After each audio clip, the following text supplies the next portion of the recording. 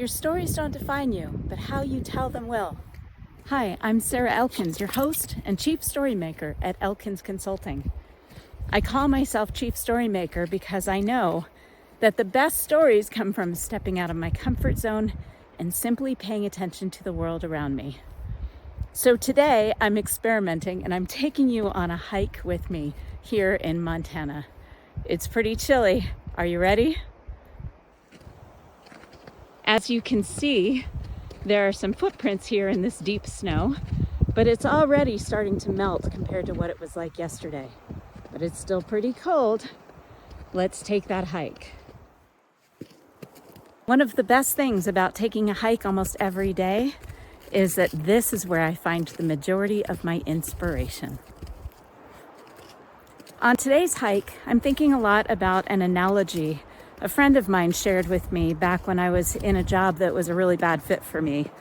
I was a compliance officer for a federal grant, and I don't even like rules. On top of that, I had a boss that really didn't like me, and she made that quite clear in the first few months that we worked together. On one especially hard day, I reached out to my friend Anna. I asked her for some mentoring, and she happened to own a personal services and recruitment company. So I thought, well, maybe she'll recognize my strengths and she'll give me the perfect job. But that's not what I got out of our meeting. Instead, I got a lot of sympathy and a wonderful analogy. If you've read my book, this analogy will sound familiar to you. She told me that sometimes when she's having a hard time, she imagines that she's on a 2-lane highway with a giant semi-truck, a car carrier in front of her.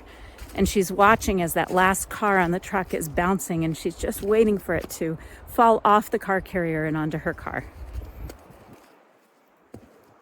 As I left her office, a little disappointed that she didn't have the perfect job for me, I also knew that what she gave me was something even more valuable, something that I could take well into my future as an opportunity for learning and growth.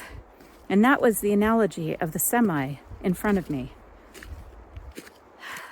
Every time I think about an obstacle, something that's causing me significant frustration, I imagine that semi. And I remember that when I was driving too close to it, an already unpredictable driver became even more erratic. Not only that, as I drove too close, it would kick up all this dirt and sand and snow in my windshield, and I couldn't see very well, making me even more uncomfortable and frightened. I realized I need to give that semi some space. If I'm right up against its rear, I can't see any opportunities to pass. I'm swerving around to the left and seeing oncoming traffic or a blind curve and swerving back behind this vehicle. I can't see if there's a place for me to turn off and take another path because I'm too close. And as I give it some space, I realize there's beauty all around me. I just couldn't see it because I was too close to that semi.